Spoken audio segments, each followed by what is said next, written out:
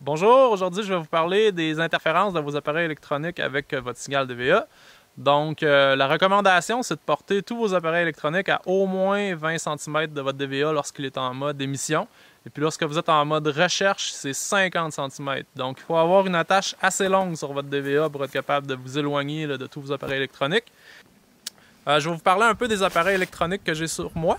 Puis des interférences possibles. Donc moi, mon DVA, je le mets dans ma poche. Petit rappel pour ceux qui décident de mettre le DVA dans votre poche, c'est une poche qui est intérieure à votre pantalon avec une attache aussi, comme ça ici, à l'intérieur de votre poche pour éviter que tout ça puisse se prendre dans des branches ou sur des objets là, si vous êtes pris dans une avalanche.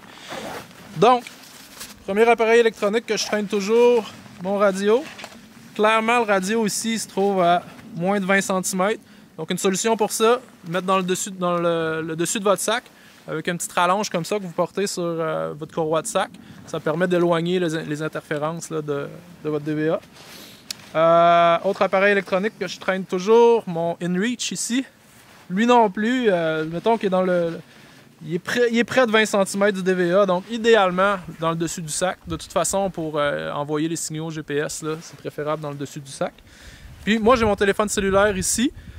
C'est toujours mieux d'être dans le fond du sac, mais ici, là, je pense bien respecter une distance suffisante. C'est plus que 20 cm. En mode recherche, par exemple, il faut se souvenir de ce que vous avez sur vous.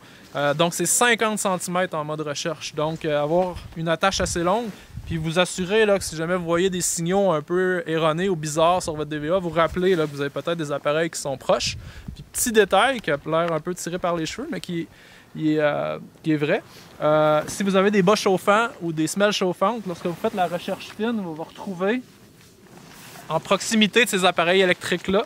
Donc, vous souvenir là, de ça, là, que si votre DVA fonctionne un peu bizarrement, que c'est peut-être l'interférence même avec vos bas chauffants. Merci beaucoup.